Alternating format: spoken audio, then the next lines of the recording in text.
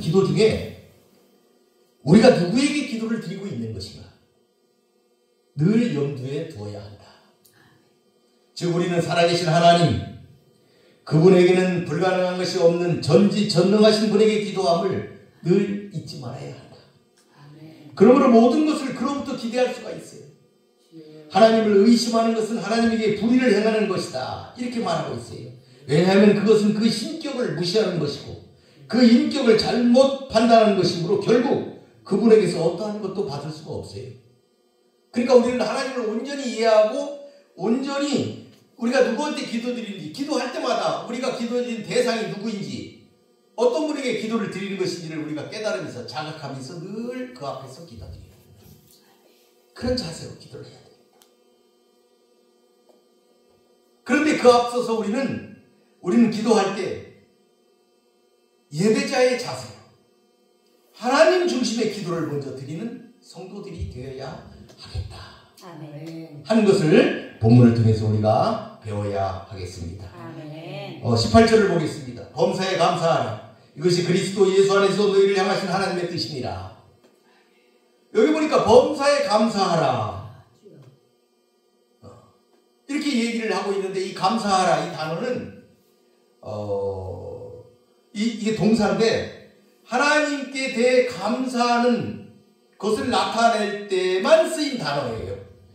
그러니까 우리로서는 그냥 감사하다 이러면 뭐 대상이 없잖아요. 누구든지 감사할 때 감사하다 이 단어를 쓸 수가 있는데, 이 단어는 굉장히 그러니까 세분화되어 있어요. 이 감사는, 여기서 쓰인 감사는 신께 대한 감사, 그때 쓰이는 단어, 그 단어가 지금 쓰여 있는 것이다. 그리고 여기 범사에 감사한다 그랬는데, 이 범사라는 것은 모든 일에 감사한다, 어떠한 환경에서도 감사한다, 그런 의미가 있다. 그러니까 어떤 환경에서도 감사한다. 왜 그러냐면은 그 미국 영역한 NIV나 RSV라는 이 책에 보게 되면 거기는 뭐라고 번역을 했냐면 영어로 모든 환경에서 감사하라 이렇게 했어요. 우리는 범사에 감사하라 그랬는데 이 NIV나 이런 성경에서는 모든 환경에서 감사하라. 좀 더 구체적으로, 좀 더 방향을 분명하게 표시하지 않았나, 이렇게 볼 수가 있겠습니다. 이러한 감사는 하나님의 선하심을 깊이 깨달았을 때야 비로소 나타낼 수 있는 신앙적인 태도이지요. 이러한 깨달음이 없으면 어려움을 만날 때 하나님 앞에 원망과 불평을 늘어놓을 수밖에 없게 되는 것입니다. 그래서 우리가 이러한 자세로, 이러한 감사의 마음으로 어떤 환경에서도 기도할 수 있는 그 같은 성도들이 되어야겠다. 출애굽 당시 시내 광야에서 40년간 머물렀던 이스라엘 백성들은 어려움을 만날 때마다 하나님께 원망하고 하나님께 불평했어요. 그것은 하나님이 어떤 분인지에 대한 깊은 성찰이 없었기 때문에 그런 일이 일어났던 것이다. 내가 도대체 기도하는 분이 어떤 분인지를 잘 몰랐다 이 말이죠. 그러니까 감사가 나오지 않은 거예요. 기도할 수가 없었던 거예요. 그들은 하나님이 자신들을 애굽의 압제에서 구원하신 분이라는 사실, 또한 조상에게 약속한 가나안 복지로 능히 들여보내 주실 그런 능력 있는 분이라는 사실을 망각했다. 여기에 대한 깊은 성찰이 없었다.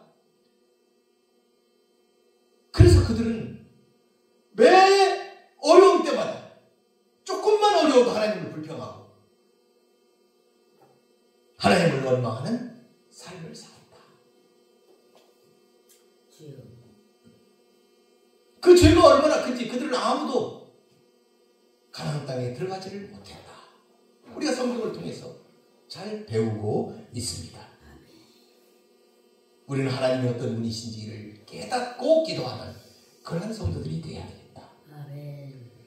그러나 본서신의 2차 수신자인 데살로니가 성도들은 당시 여러 가지 어려운 환경에서도 하나님께 불평하지 않고 감사할 수가 있었습니다.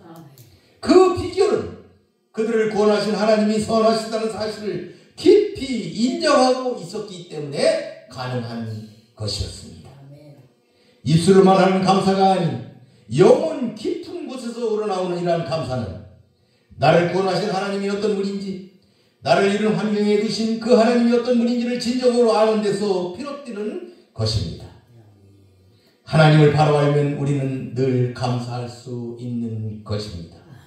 그러므로 하나님께 감사하는 것은 성도에게 있어서 마땅한 바입니다.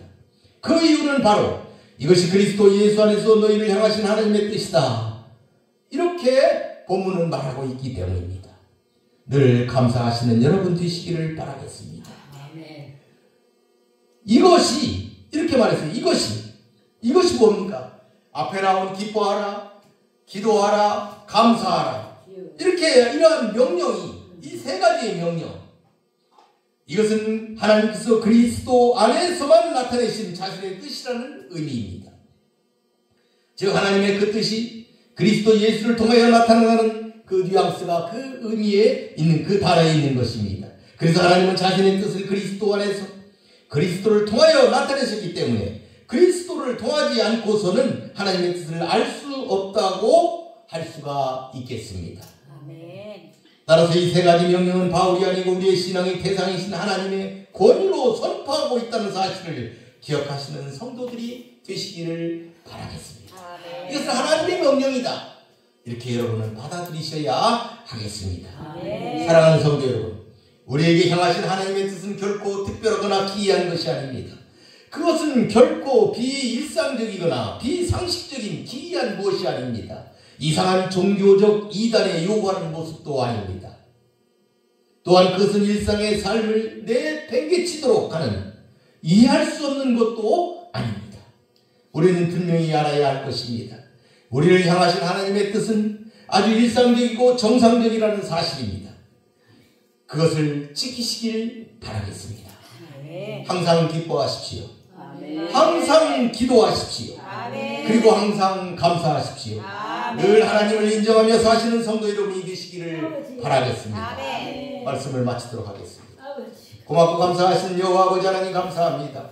오늘 데살로니전서 5장을 통하여 우리 하나님께서 우리에게 주시는 명령, 항상 기뻐하라, 쉬지 말고 기도하라, 범사에 감사하라, 이것이 그리스도 예수 안에서 너희를 향하신 하나님의 뜻이다 하는 하나님의 명령을 배웠습니다. 늘 하나님과 함께하는, 하나님이 어떤 분이신지, 하나님이 우리를 구원하시고 우리를 이끄시는 정말 능력 있으신 전능하신 하나님이심을, 우리의 아버지가 되신 하나님이심을 믿으며 살아가서 언제든지 강건함으로 하나님과 함께 아버지 하나님의 우리의 나그네 길을 걸어갈 수 있는 살아가는 성도들이 되게 하여 주시옵소서. 아멘. 주께서 이 성전 가운데 역사하사 아버지 하나님이여 이 성전을 아버지 수술하는 모든 자들, 이곳에서 일하는 모든 자들이 악한 마음을 버리고 아버지 순결한 마음으로 아버지 하나님의 공사에 임할 수 있고 아버지 하나님이여 마감할 수 있도록 주께서 축복하여 주시옵소서. 아멘. 예수님의 이름으로 기도 올리나이다. 아멘.